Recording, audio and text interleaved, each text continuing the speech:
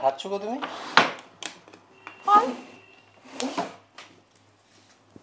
ফল? আমার তো অন্য কিছু মনে হচ্ছে। কই না তো। তাহলে চাপ চুপ আওয়াজগুলো কেন আসছে? কই দেখি। ফল দেখি সরো। কি? ঠিক বলেছি। এটা কি? আরে বাবা আচার। আচ্ছা তুমি বলো, সব সময় এই এই ফল ফলাদি আর ওই গোটা কত সিদ্ধ ভালো লাগে খেতে? খেতে হবে তো কটা দিন।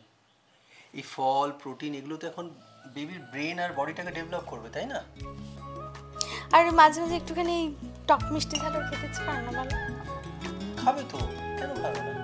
ওদের ঠিক যখন 6-7 বছর বয়স হয়ে যাবে, স্কুলে যাবে, তখন খাবে। বাহ, স্কুলে গিয়ে তো ও খাবে, তো আমার কি লাভ হবে? আমি তো আর খেতে পাবো না। বালি, এইসব খাবার কিন্তু ছোটবেলায় অনেক খেয়েছো, প্লিজ। তাহলে যাও, আমি ফলো খাবো। বালি, ধরো ধরো ধরো ধরো ধরো, একদম বদমাইশি নয়, চলো নাও। কি হলো? কি করছে? খুশি হচ্ছে? হ্যাঁ, লাগে ছুটছে না? সত্যি কি অদ্ভুত না? একটা মানুষ একটা মানুষকে জন্ম দিচ্ছে, সত্যি মায়েরা কিন্তু খুব সৌভাগ্যবতী। কেন? বাবাদেরও তো সেই অনুভূতি, বাবারাও তো শ্রেষ্ঠ।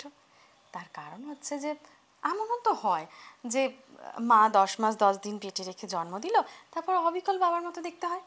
হ্যাঁ, এটা সত্যি খুব অদ্ভুত, একটা অদ্ভুত অনুভব আমাদের। এটা একটা খুব অদ্ভুত অনুভূতি। এই এই একদম না, একদম না, একদম না, না না না, একদম না, একদম না।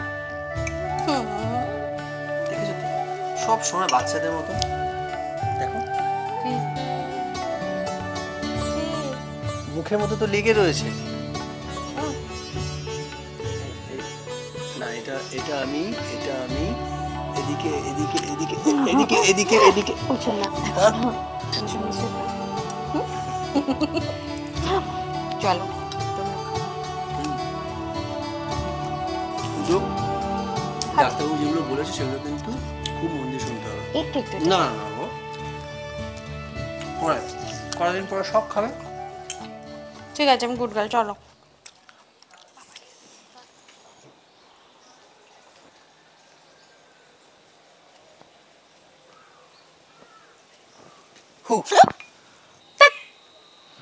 আমি ভীতু, তার মধ্যে আমার ভয় পাইয়ে দেয়। সেই জন্য তো ভয় দেখালাম। আচ্ছা, এখানে একা একা দাঁড়িয়ে কার জন্য অপেক্ষা করছো শুনি? এখন আর কার জন্য অপেক্ষা করব, একজনের জন্য অপেক্ষা করছি। দেখো তো তার এটা পছন্দ হয় কিনা। মা, এগুলো সাজাতে আমি খুব ভালোবাসি। এটা তার পছন্দ হবে কিনা জানি না, তবে তার মায়ের খুব পছন্দ। তাই? তাহলে তো হয়েই গেল। তার মায়ের যখন পছন্দ হয়েছে তাহলে নিশ্চয়ই তারও পছন্দ হবে। এই আমার যদি মেয়ে হয়, আমি কিন্তু তাকে সব সাজাবো।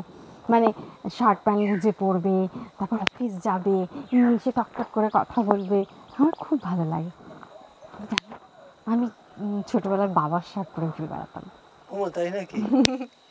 আমি ভীষণ দোষী ছিলাম, মানে মাঠে ঘাটে সারা সময় দৌড়াদৌড়ি, আর দুপুর হলে পুকুরে গিয়ে একদম ঝাপাত করে পড়ে যেতাম। তুমি তোমার দেশের বাড়িগুলোকে খুব মিস করো না? আসলে তোমার দাদা যদি তোমার সাথে এভাবে ব্যবহার না করতো তাহলে হয়তো। থাক না সব কথা, ছাড়ো। আমার ঠাকুর এত সুন্দর একটা বর দিয়েছে, আমার কারোর জন্য কিচ্ছু দুঃখ হয় না, আমি খুব খুশি।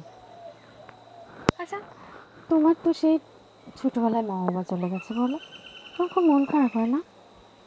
হয়তো খুব মন খারাপ হয়, কিন্তু আমাকে ভগবান একটা বাচ্চা বউ দিয়েছে। সে কিছু বললে প্রচণ্ড অভিমান করে, মুখ ফুলিয়ে নেয়, আবার মাঝে মাঝে এই দেখো সে আবার মুখও ভেঙে, হ্যাঁ। আর রাত্রেবেলায় হাত পা ছুড়বে, আমার বুকের উপর মাথা দিয়ে ছুড়বে। সে আমাকে খুব ভালোবাসে, তাই আমার সত্যি কোনো কষ্ট নেই, আমি খুব সুখী।